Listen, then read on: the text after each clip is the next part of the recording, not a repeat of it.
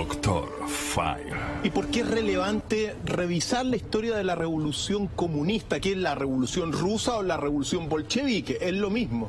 Después de 100 años, ¿por qué es posible, mira, por primera vez quizá, abrir documentos que han sido tabú durante, bueno, muchísimo tiempo y que hoy los vamos a ir conociendo? Entonces, es tremendamente relevante darse cuenta que esta revolución acabó también con la monarquía divina en Rusia, que, como tú decías, dividió al mundo, terminaría dividiendo al mundo en dos, entre la Unión de Repúblicas Socialistas Soviéticas, que se transformó en un imperio, el imperio comunista, que después, con la Guerra Fría, va a generar conflictos en todo el mundo, llegando hasta nuestro país, pasando por Cuba y llegando a ese conflicto comunismo-capitalismo hasta el mismo 11 de septiembre de 1973.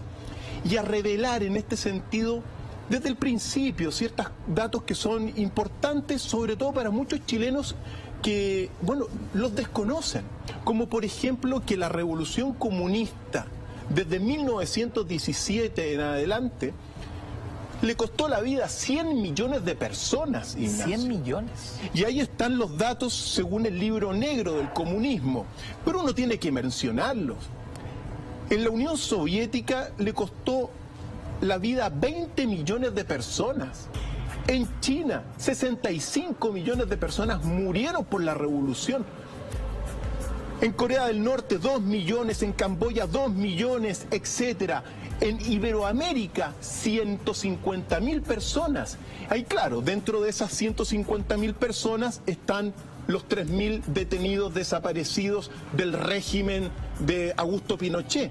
Pero esto es relevante, ¿por qué? Porque, claro, en el fondo, la revolución comunista mató más personas que las dos guerras mundiales juntas.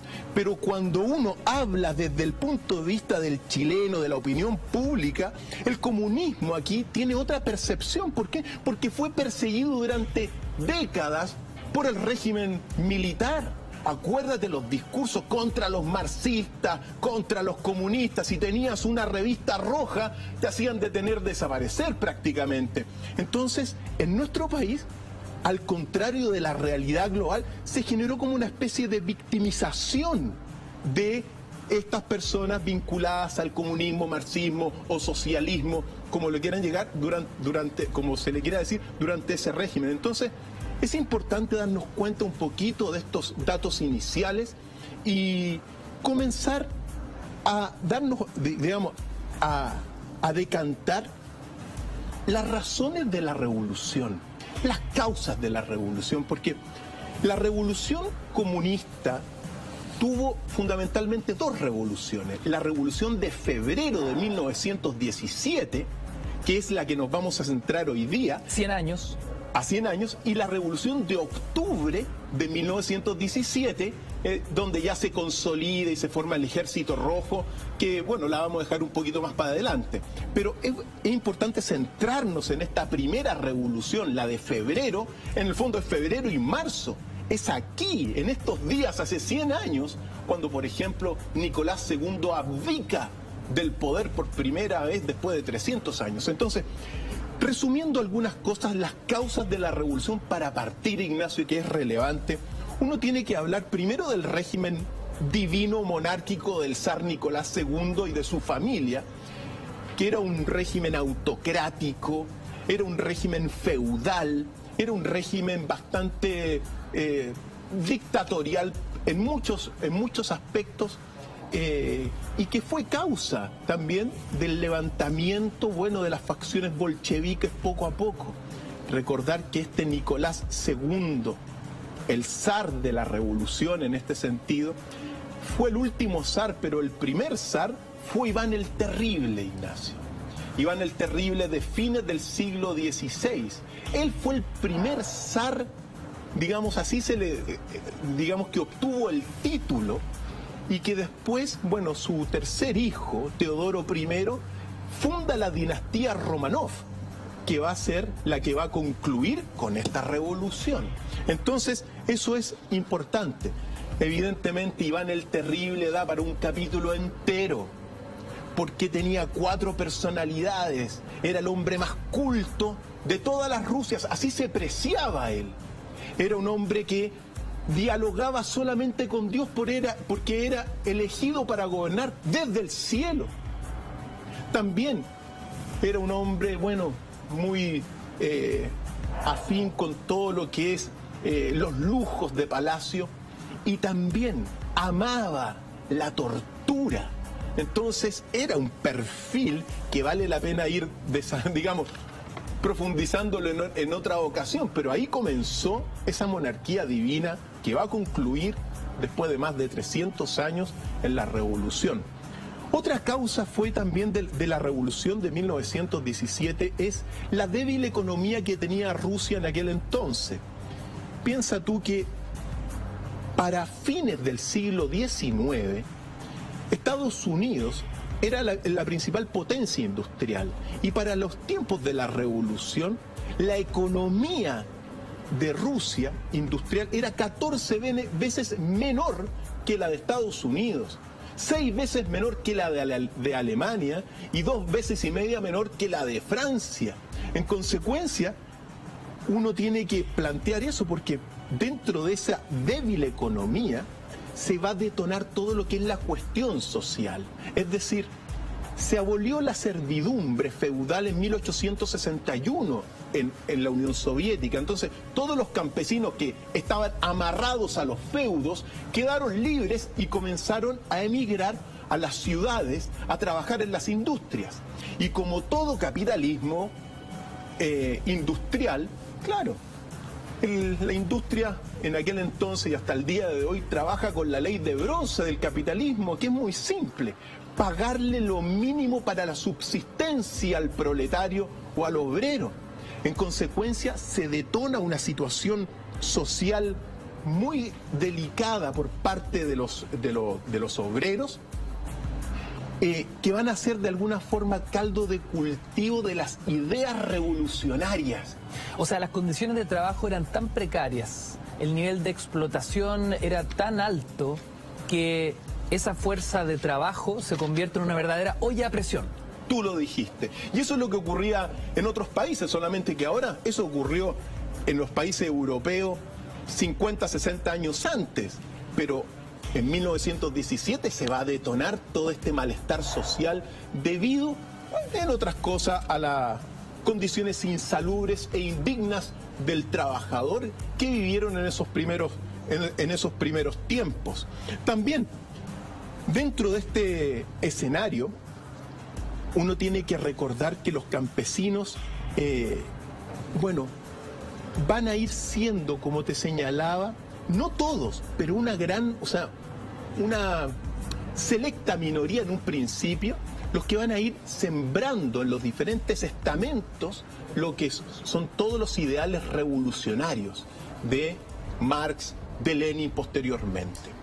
Por eso, bajo esta situación, se va a dar y se va a ir detonando otro antecedente que va a ser antesala de la revolución, que es lo que se llama el Domingo Sangriento o la Revolución de 1905, que es clave, Ignacio. Esa revolución ocurrió el 22 de enero de 1905, donde se juntaron, mira, unas 200.000 personas de diferentes estamentos, no solamente del trabajador, pero fue una manifestación pacífica. Estos 200.000 obreros, trabajadores, etcétera, que se fueron ya perfilando el primer soviet, es decir, el primer consejo de obreros, en aquel domingo 22 de enero de 1905 se les ocurrió caminar pacíficamente al Palacio de Invierno del zar Nicolás II en Petrogrado o San Petersburgo, y para que le querían entregar una misiva para que depusiera el poder, etcétera, pero claro, con las ideas revolucionarias. ¿Y qué es lo que sucedió? Que ese día no se encontraba Nicolás II en el palacio, sino que estaba su hermano, que era el sucesor en el trono, el gran duque Vladimir Alexandrovich. ¿Y qué es lo que sucedió cuando, claro, este gran duque ve que se aproximan 200.000 personas, lideradas, por cierto, por Grigori Apolonovich Gapón, el padre Gapón. Y en sus filas también caminaba Lenin para entregarle la misiva. El gran duque decidió sacar a la guardia e hizo una masacre de 200 personas y unos 800 heridos entre mujeres y niños. Esto es muy importante porque inmediatamente se difundió la noticia y el prestigio del zar Nicolás en ese 1905 evidentemente se fue al suelo. Fue una masacre contra los manifestantes que esta vez iban en paz, Ignacio. Entonces, los campesinos, evidentemente, esto se difundió rápidamente y generó algo relevante también, porque al año siguiente, debido a esta revolución de 1905, ocurren dos cosas. En esa revolución el padre Gapón se logró salvar y huyó, pero también en esa revolución Vladimir Lenin arranca y se exilia en Suiza. Es decir, salió de Rusia Lenin, que es una figura clave en todo este proceso. Así que ahí comienza de alguna forma el exilio de Lenin y se va a radicar en Rusia. Vamos a ver qué va a pasar con Lenin, porque es la revolución también comandada por Lenin, sobre todo la de octubre de 1917. Ahora bien, el zar en 1906 lo que hizo, debido a todo esto, debido a la mala economía, a que el régimen estaba más o menos mal, etcétera, creó la Duma o el Parlamento ruso como una especie de vinculación con el pueblo, pero estaba controlado. Eso fue una acción bastante significativa. ¿Una acción táctica? Una acción táctica como para acercarse al pueblo. Era el Parlamento ruso, claro, pero controlado evidentemente por el zar. Dentro de este escenario, otra causa de la revolución fue la Primera Guerra Mundial. Recordemos que en todo este escenario, pre-1917, se detona esta primera gran guerra el 28 de julio de 1914, un mes después de que el archiduque de Austria, Francisco Fernando, fuera asesinado por un líder serbio. ¿Qué es lo que sucedió?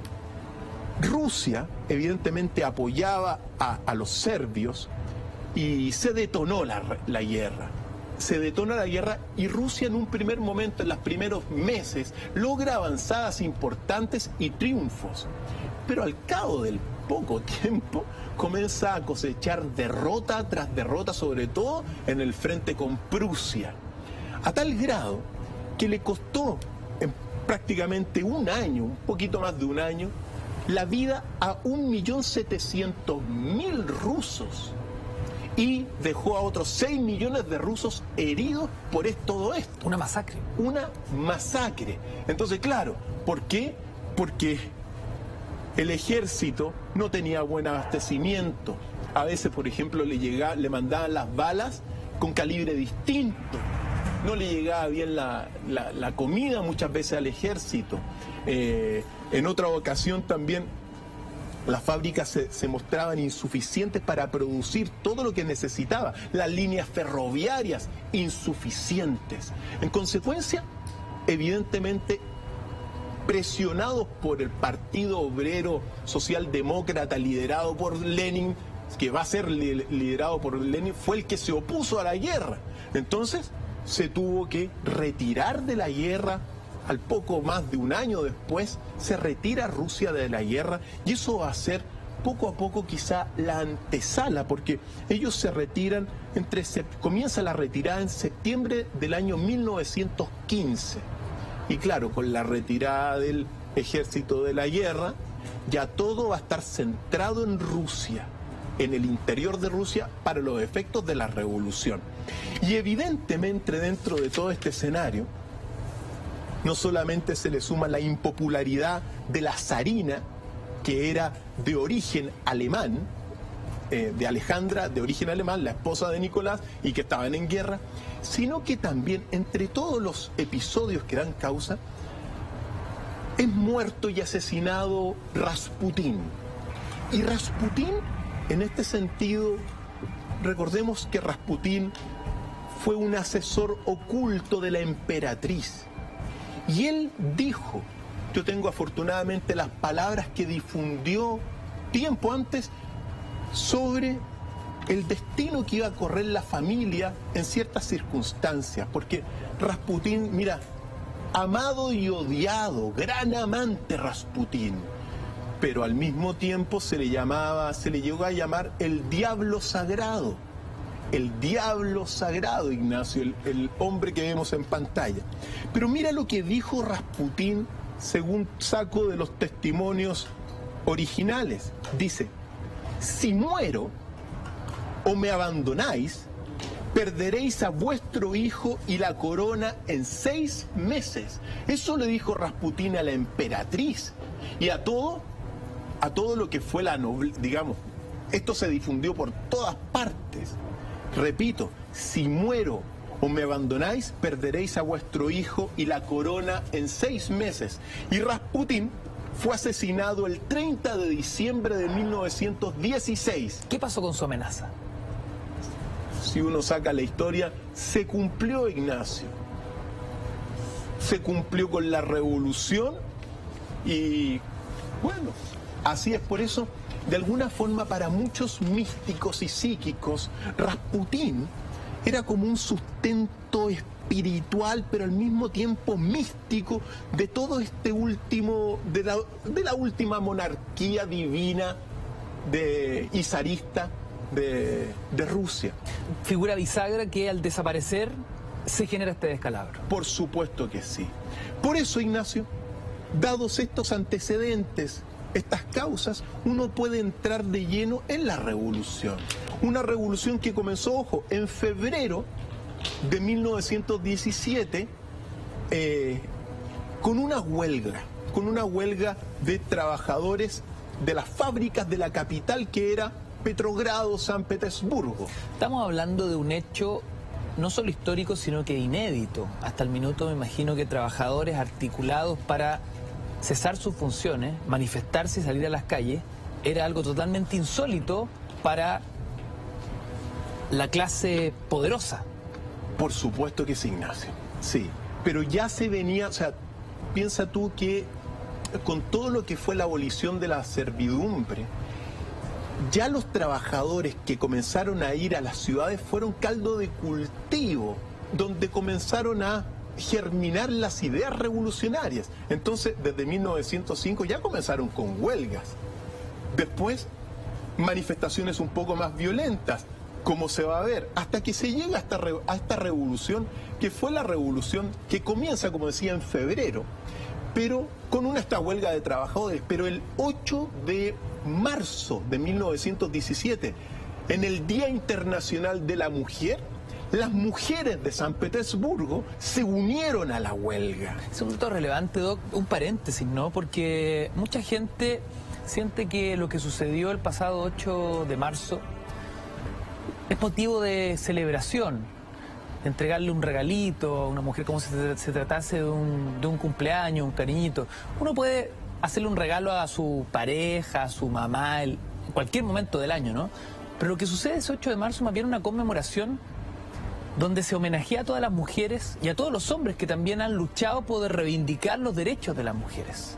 Es más bien un día serio donde no hay mucho que celebrar, sino que se pone en contexto que, a pesar de los avances, al día de hoy hay tremendas falencias y muchas deudas pendientes. Evidentemente. Mira, es bueno saludar a las mujeres, evidentemente, ese 8 de marzo. Pero ¿cómo estará de mal la sociedad mundial, Ignacio? Que hay que tener un día de celebración del Día de la Mujer, Ignacio. Eso está muy mal. Muy mal, ¿por qué? Porque revela que se ha vivido en un mundo machista, en un mundo donde la mujer ha sido menospreciada históricamente. Ya vamos a hablar en algún momento de cómo vivían las mujeres en la Edad Media. En consecuencia, uno si la decanta bien, tener que celebrar un Día de la Mujer para reconocerle que tiene derechos, es una vergüenza de la sociedad mundial en toda la sociedad mundial. Una sociedad que ha regido durante los últimos 5.000 años con un machismo tremendo, un patriarcado horroroso, Ignacio. Incluso la mujer, recuerdas, pero sí, para la tradición cristiana, es la autora del pecado original. O sea, todo está mal y durante mucho tiempo ha estado mal por culpa de la mujer, supuestamente. Entonces, reconocerle un día a la mujer revela, claro, celebremos por un lado, felicitémosla, las queremos, pero revela que estamos muy mal como sociedad al no reconocer realmente lo que es la mujer. Pero bien, volviendo al tema del 8, claro, las mujeres de Petrogrado en el Día Internacional de la Mujer se unen a la huelga contra el zar y ahí va a tomar, con el apoyo manifiesto de todas las mujeres en las calles, va a tomar una dimensión mucho más seria. ¿Por qué? Porque comienzan enfrentamientos entre todo lo que va a ser la policía del zar, pero también con los huelguistas. Y ojo, hay muertos de los dos lados, hasta que los manifestantes en un momento dado, en marzo, reciben el apoyo de una compañía militar. Y ese apoyo de la compañía militar va a hacer que el zar Nicolás II ordenara la disolución del Parlamento de la Duma. Y en el momento en que el zar ordena esa disolución, el Estado Mayor de Rusia le dice al zar que mejor abdique del poder, porque si no le va a ir mal ya con todos. Es decir, la revolución no se manifestó solamente de un grupo, sino que ya el ejército la apoyaba, los mismos militares, muchos apoyados por militares del zar. En consecuencia, el zar Nicolás II, presionado por el Estado Mayor y por la situación económica, social, ideológica, política, abdicó el 15 de marzo de 1917, es decir, en poquitos días más se va a recordar. Día clave, porque ese día se acabó la monarquía divina en Rusia. Y claro, al otro día le ofrecieron el puesto de zar a su hermano, que lo rechazó. Y uno puede decir, claro, la monarquía divina, es decir, este zarismo, el poder venía de Dios, pero claro, después con el paso del tiempo, vamos a ver más adelante, se impuso una especie de monarquía del partido, donde el poder en realidad no venía del pueblo, sino que venía del partido. Bueno, son cosas que hay que analizar. Sea lo que sea, hecho tremendamente importante, porque termina una cosa que, por ejemplo, en Francia había la Revolución Francesa, que acaba con la monarquía divina, fue de 1789. Por lo tanto, pasaron prácticamente más de 100 años para que eso ocurriera en Rusia, y que va a permitir que se organizara, claro, abdicó Nicolás II, y se organizó el primer soviet, el soviet de Petrogrado, que va junto con la Duma o con el Parlamento, van a ser como el gobierno provisional. Claro, la Duma representando a los ricos, el soviet representando a la clase obrera, al proletario, al trabajador, que tenía condiciones bastante pésimas para vivir. Pero esto ocurre el 15 de marzo de 1917. Y el 16 de marzo de 1917 vuelve del exilio la figura clave dentro de la revolución, que va a ser Vladimir Ilich Ulyanov, o más bien conocido como Vladimir Lenin. Él llega del exilio un día después y en este sentido va a tomar poco a poco las riendas de toda del partido obrero socialdemócrata, con mucha más fuerza y con una ideología devastadora que va a tener su punto cúlmine en octubre con la revolución de la revolución de octubre. A tal grado que tenemos, y siempre vale la pena recordar, tenemos uno de los discursos de Vladimir Lenin en aquel entonces de la revolución que vale la pena escucharlo para saber cómo hablaba Lenin, porque pocas veces se logra escucharlo. Así que, señor director, escuchemos a Lenin ya en Rusia, vuelto del exilio. Vamos a ver. Новый аппарат управления в лице советских организаций. Отныне наступает новая полоса в истории России. И данная Третья русская революция должна будет в своем конечном итоге привести к победе социализма. Revolucionario, un discurso en contra de los súper ricos, a favor del pueblo obrero. Ahora, estos son, mira, afortunadamente después de 100 años uno puede desclasificar documentos que le han llegado a las manos de uno. Pero para entrar sobre todo en temas tremendamente delicados, muy delicados durante mucho tiempo, pero hoy día los podemos hablar. Y los podemos revisar con perspectiva también. Y con perspectiva. Yo me pregunto, por ejemplo, este enorme movimiento social que comienza a articularse de forma ideológica y política, ¿de dónde y cómo se financia? ¿De dónde se obtienen recursos? Esa es la pregunta del millón, Ignacio. Y uno tiene que decir algunas cosas sobre eso porque se nos va a aclarar de alguna forma la película que se vive hasta el día de hoy, ¿ya? Porque muchos creen que el comunismo tuvo éxito en Rusia exclusivamente porque logró captar el descontento de una clase social proletaria que estaba de alguna forma hastiada de la tiranía del zar. Eso es como lo que se le ha contado a todo el mundo. Pero uno tiene que recordar también ciertas palabras y ciertos documentos que me voy a tener que decirlo sobre el financiamiento. Y para hablar del financiamiento y quién financió a Lenin, hay una serie de autores, pero solamente para introducirnos en este tema substancial.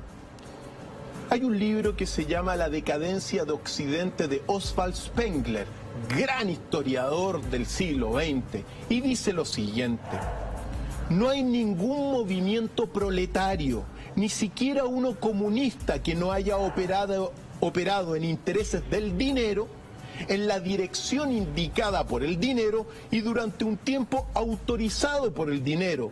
Y todo esto sin que los idealistas entre sus líderes tengan la menor sospecha de ello.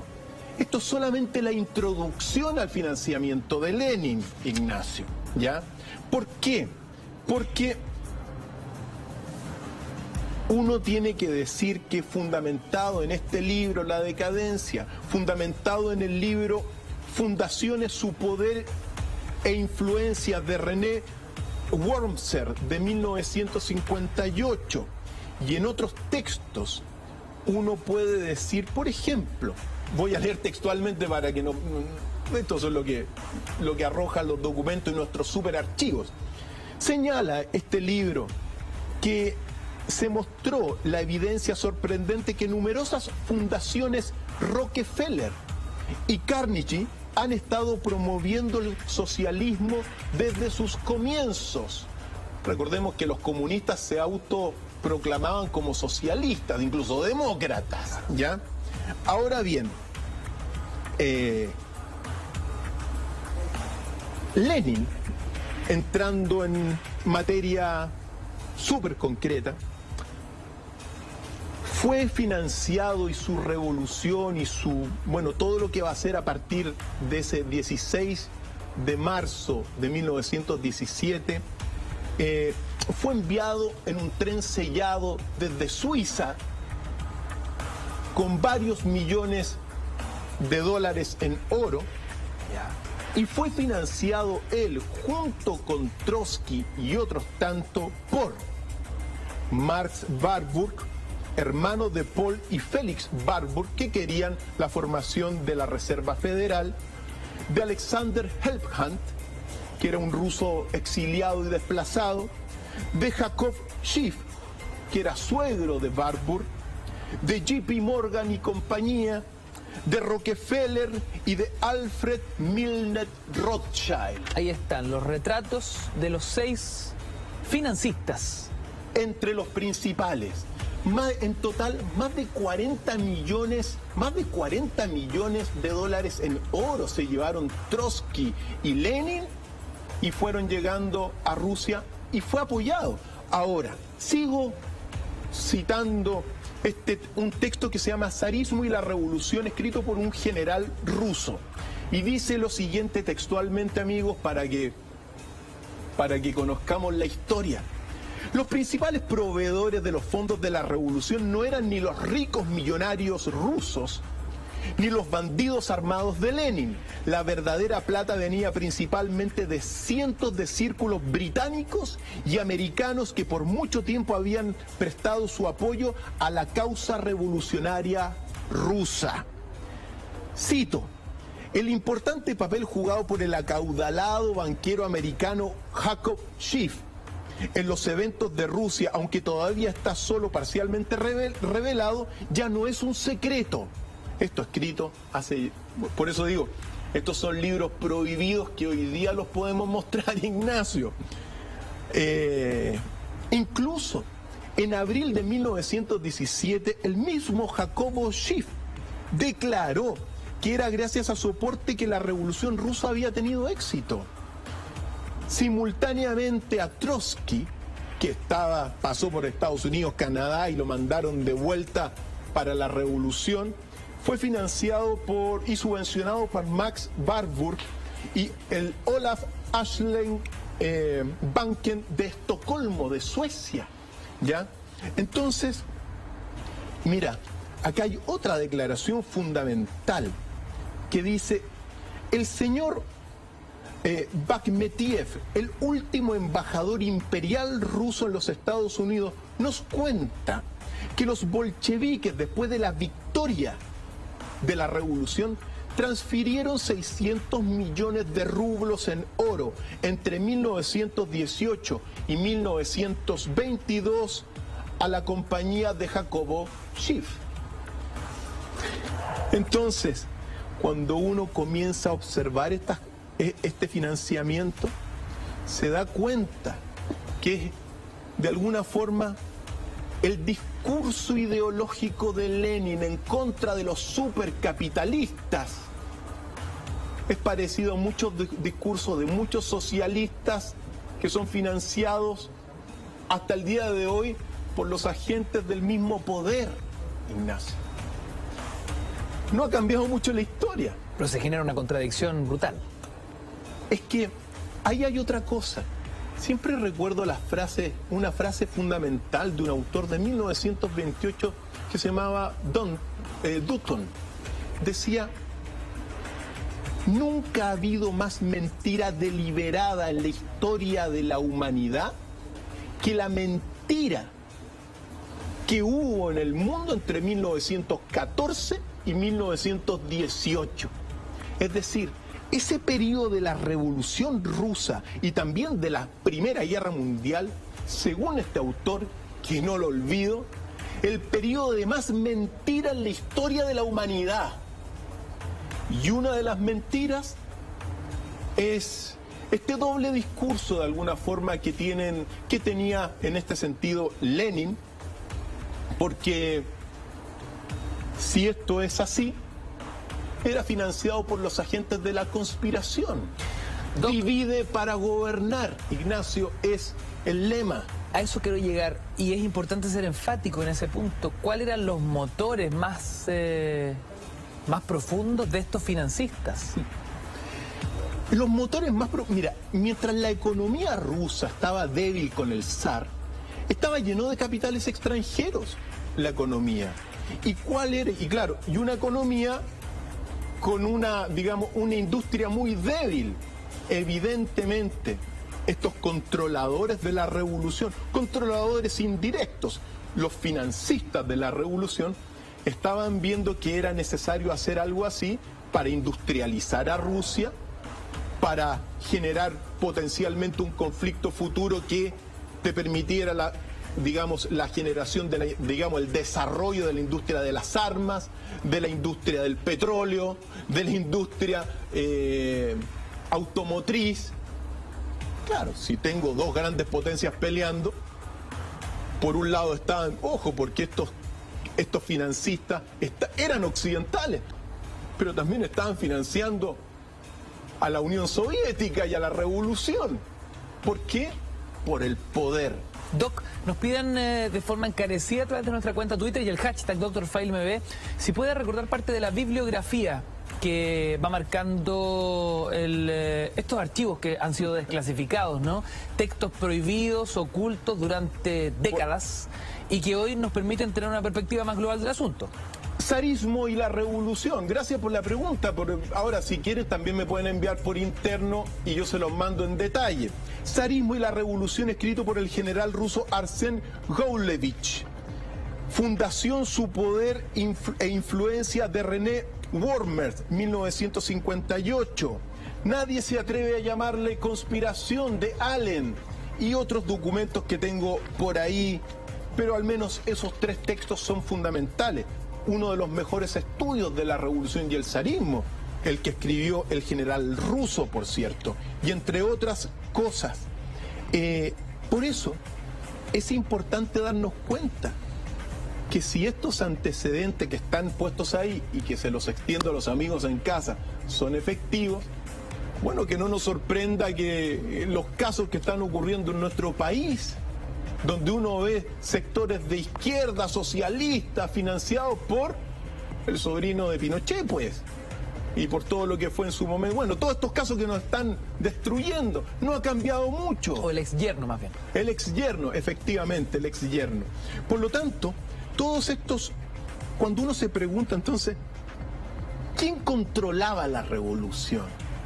Evidentemente Lenin en un primer momento, los bolcheviques, pero indirectamente estos grupos en la oscuridad que son los superpoderosos.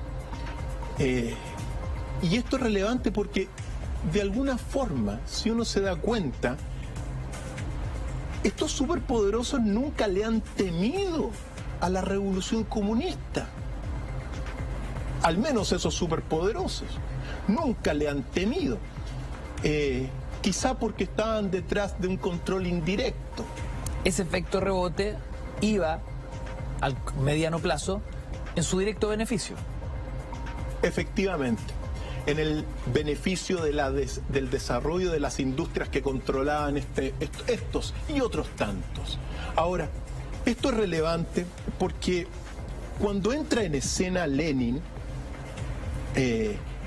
y uno se da cuenta que según estos antecedentes hay un discurso, digamos, hay un financiamiento de los superpoderosos, de estos que mencionamos, bueno, pero tiene un discurso bastante distinto para el pueblo ignorante, para ese pueblo proletario que apenas subsistía. Escuchemos cómo hablaba Lenin, cómo le hablaba al pueblo y saquemos nuestras conclusiones después de 100 años. Vamos a ver. Что такое советская власть? В чем заключается сущность этой новой власти, которой не хотят или не могут понять еще в большинстве стран? Сущность ее, привлекающая к себе рабочих каждой страны все больше и больше, состоит в том, что прежде государством управляли так или иначе богатые или капиталисты, а теперь первый раз управляют государством. Притом в массовом числе как раз те классы, которых капитализм угнетал. Даже в самой демократической, даже в самой свободной республике, пока остается господство капитала, пока земля остается в частной собственности, государством всегда управляет небольшое меньшинство, взятое на 9/10 из капиталистов или из богатых. Первый раз в мире власть государства построена у нас, в России, таким образом, что только рабочие, только трудящиеся крестьяне, исключая эксплуататоров, заставляют массовые организации, советы, и этим советам передается вся государственная власть. Вот почему, как ни клевещут на Россию представители буржуазии во всех странах, а везде в мире слово «совет» стало не только понятным, стало популярным, стало любимым для рабочих, для всех трудящихся. И вот почему советская власть, каковы бы ни были преследования сторонников коммунизма в разных странах, советская власть неминуема, неизбежна и в недалеком будущем победит во всем мире. Мы хорошо знаем, что у нас еще много недостатков в организации советской власти. Советская власть не чудесный талисман.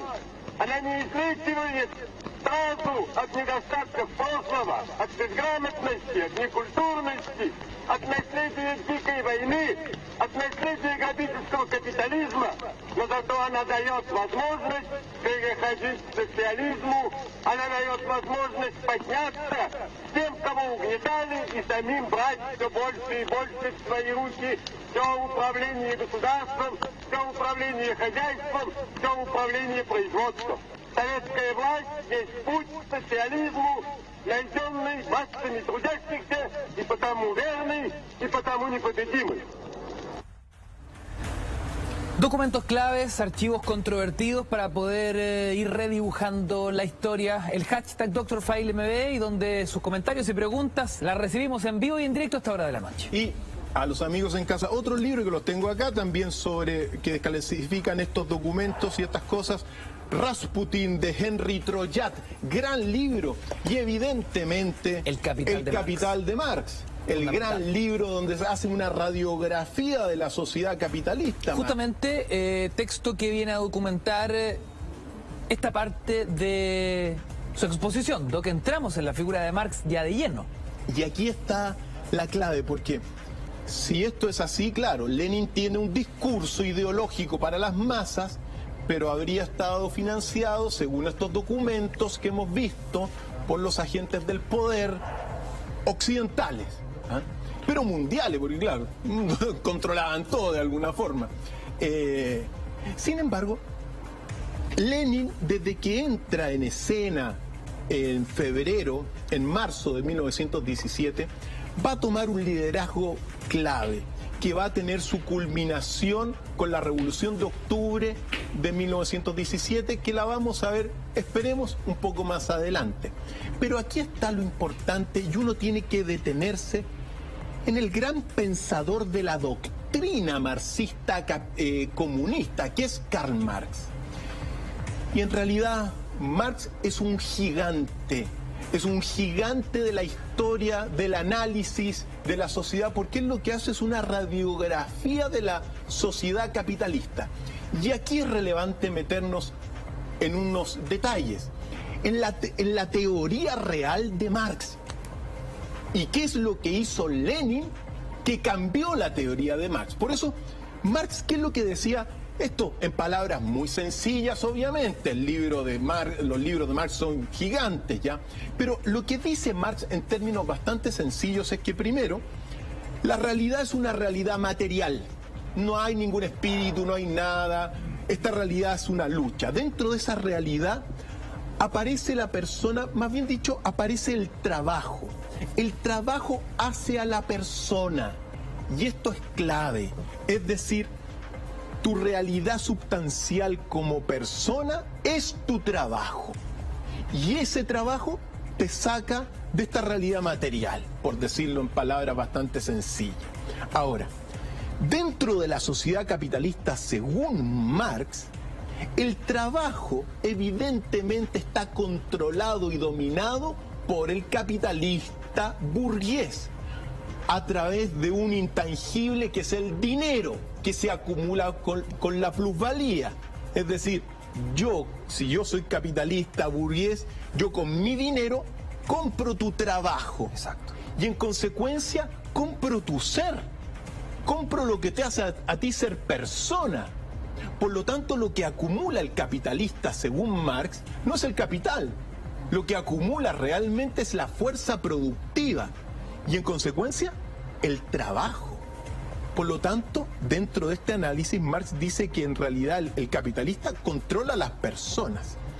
Ahora bien, para que el proletario, el trabajador, este trabajador de la cuestión social, que no tenía para dónde caerse muerto, que vivía en condiciones insalubres y otros tantos, no se dieran cuenta que están siendo controlados y dominados por el capital, la sociedad desarrolla, no es que haya uno que la desarrolle, la sociedad capitalista desarrolla superestructuras de dominación, que todos son engaños. Y aquí está lo relevante de las superestructuras de dominación, porque la primera superestructura de dominación, según el Capital de Marx, es la superestructura social, que te dice, en palabras bastante sencillas, que todos pertenecemos a la misma sociedad. Ignacio, todos estamos en Chile, todos estamos en la misma sociedad.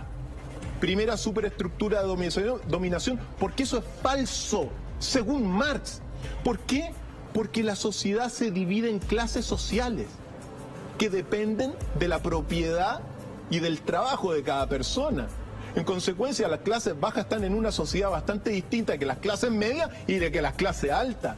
Así que no estamos en la misma sociedad. Por lo tanto, no es la misma realidad. No es la misma realidad, pero muchas personas creen que están en la misma realidad. Claro, uno anda en super autos limusina y otro en el Transantiago. Por lo tanto, primera superestructura de dominación que es falsa, según Marx y según los documentos de Marx. La segunda es la superestructura política, donde te dice, bueno, la superestructura política te dice que todos somos iguales ante la ley. Claro. Y que tú puedes votar para cambiar el mundo. Elige un parlamentario, vota por él, y él va a cambiar el mundo. Él te va a representar. Él te va a representar. Otra falsedad, según Marx. ¿Por qué? Porque el capital controla a los parlamentarios y controla las leyes. Y lo estamos viendo aquí a cada rato, pues. La ley de pesca, que salió esta semana. ¿No, verdad? Entonces, otra falsedad.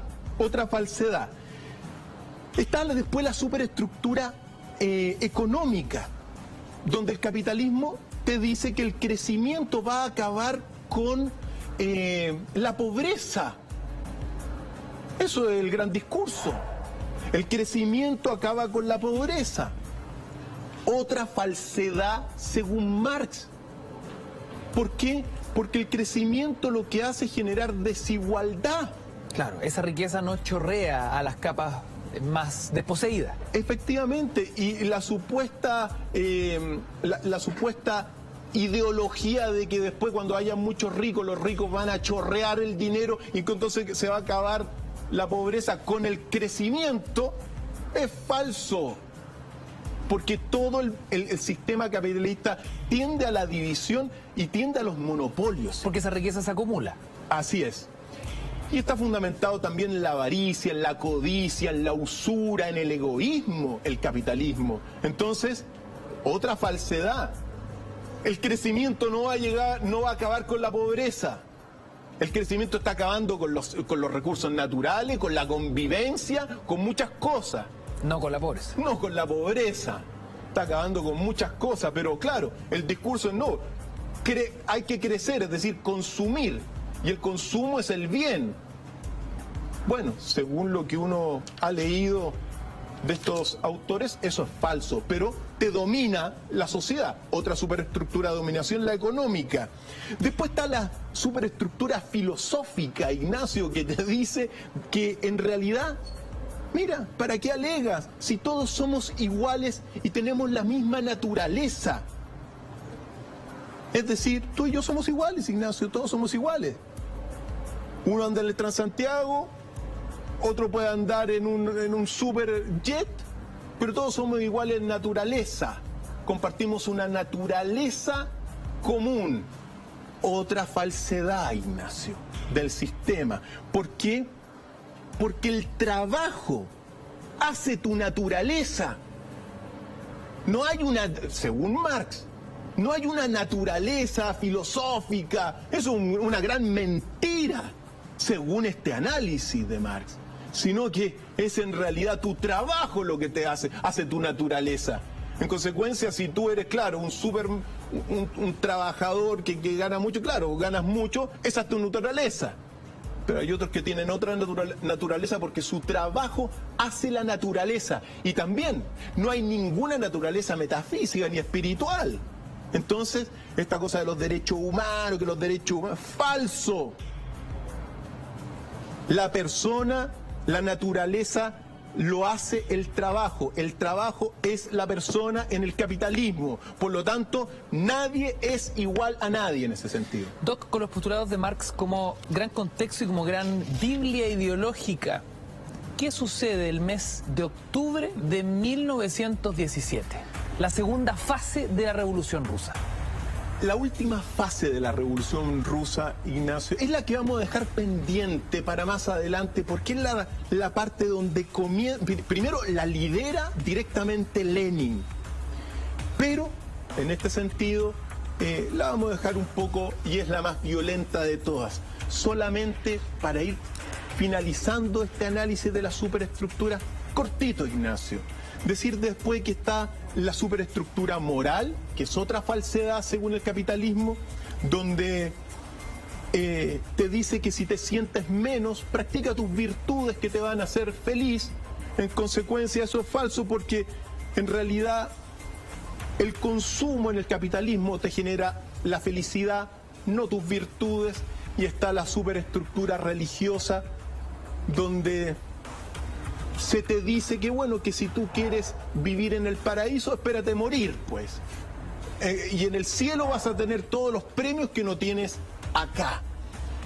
Y eso es otra falsedad dentro del capitalismo, porque en el capitalismo no existe ningún cielo.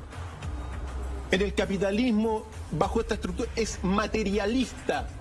No hay cielo, Ignacio, no hay un más allá, no hay Dios. Es un mundo donde hay que vivir. Entonces se te engaña, y estas son las estructuras que engañan. Ahora, ¿qué es lo que sucedió finalmente para ir concluyendo? Frente a todas estas superestructuras, Marx lo que plantea, la revolución, es decir, que hay que, en un momento dado, cuando la estructura capitalista se desarrolle, los ricos van a ser muy pocos y los pobres y trabajadores muchos, y van a tener poco, y en ese momento se hace la revolución. Pero ¿qué es lo que hizo Lenin? Y aquí está el punto. Lenin tomó un pasaje de Marx, que me permito leerlo para concluir, y Marx dice lo siguiente, y esto es clave en la historia de la revolución. Dice Marx: naturalmente, para transformar la propiedad privada y fraccionada en propiedad capitalista, se ha necesitado tiempo, esfuerzos y fatigas, que no serán indispensables para transformar la propiedad social, para transformar en propiedad social la propiedad capitalista. Es decir, no serán indispensables que pase mucho tiempo para hacer la revolución. ¿Qué es lo que hizo Lenin? Tomó esas dos palabras. No es necesario que pase mucho tiempo, no es indispensable que pase mucho tiempo. En consecuencia, no hay que esperar el desarrollo del capitalismo. Lo que hizo Lenin fue adelantar la revolución para instaurar la utopía comunista, que fracasó y terminó fracasando con el paso del tiempo. Cuando uno ve esto, Ignacio, se da cuenta que es importante para entender el momento presente, para darnos cuenta que tenemos como país Chile aprender de la historia para trazar un mundo mejor. A veces el mundo dividido, a veces está controlado por un grupo de poder. Por eso, para evolucionar, siempre digo, hay que formar un tercer frente que equilibre estos dos para que la sociedad política evolucione. Porque ambos grupos, según esto, están controlados por los mismos agentes del poder. Tema que va a dar para mucho durante este año, Ignacio. La revolución se está conversando en todas partes del mundo a 100 años.